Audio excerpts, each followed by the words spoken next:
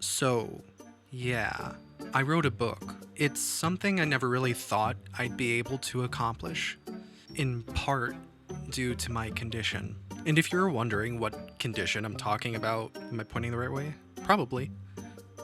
there's a there's a card linking to the video where I talk about what's going on with me.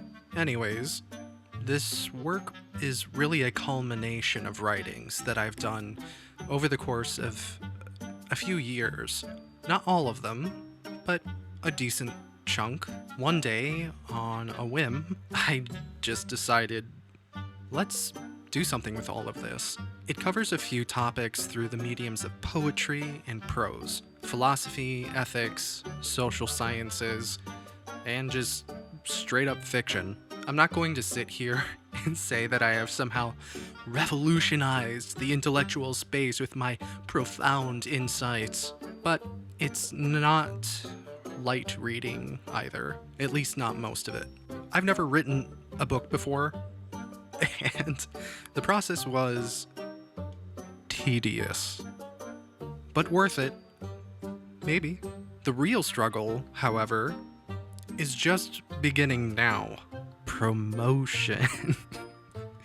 Something that I hate doing, something I'm not very good at, and for this, I mean, who reads anymore? Am I right? The youth? But I had no idea how I was going to promote this book, written by a person that nobody really knows. So, hey, future me here. I originally had this whole plan to make a really stupid, satirical, commercial type musical skit to advertise this book, but the more I put the pieces together, the more I realized just how much it undermined my work. This book is important to me, and its tone is not light. Instead, I thought I'd just be honest about it and not make it out to be something that would take away from what it's really about. It's a collection of works inspired by personal experience, observations, my imagination, and my worldviews. Maybe one day I'll post what I had originally planned just for fun, but for now, I thought I'd read an excerpt so that you all know what you can expect if you do decide to pick it up. This poem is known as I Must Detest. Would that I had such desires manifest, that sweetness of envy, of resentment lost, would leave my mouth quite dry. Bitter still, planted in a cage of dreams, the soil would lack salt, and so I'd spit into the cracks where thorns can freely breed. And for each of these, there's an afterword that delves deeper into the topic, translates, doesn't deconstruct, but invites thought.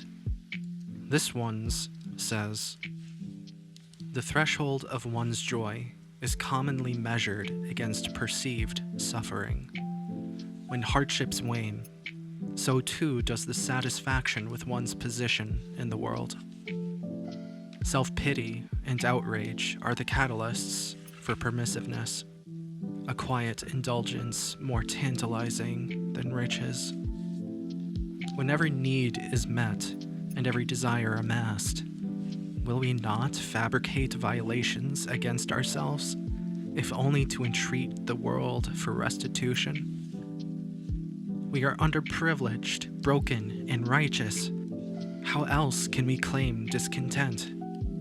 And if it is not we who are being dealt poorly, we may appropriate the grief of another. And if they carry none, we must invent it. It is when our gardens are fruitful that we are most inclined to cultivate bitterness, not because we crave the pain, but because of what we believe it affords us. That was one of many portions in my book, and it is available right now on Amazon for just $9.99. It would mean so much to me if you decided to add this to your bookshelf. Not just because of the potential financial support, even though I'm only getting like a fraction of the listing price, but just to know that I made something, people saw it, and it affected them. That's really the most important thing when it comes to creation, that it reaches out to people and that it affects them. So, that's all for me. No weird advertisements or begging or pleading, just it's here and you can get it if you want. See you next time.